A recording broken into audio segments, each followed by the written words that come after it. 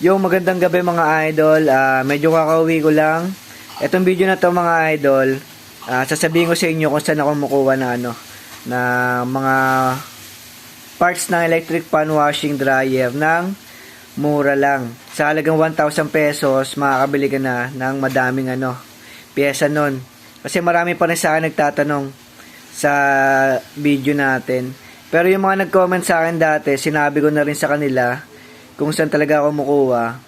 Eto, ginawa ko na rin tong video na to para hindi na rin kayo magtanong mga idol.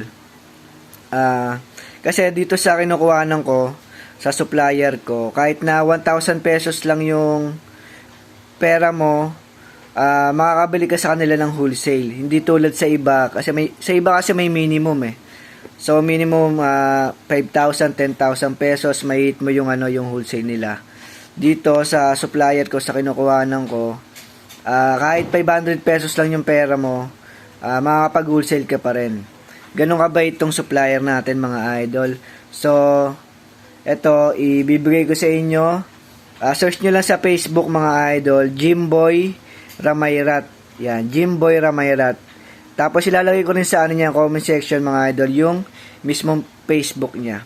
So, yun lang mga idol, sana makatulong itong video sa inyo mga idol. Hindi to sponsor mga idol.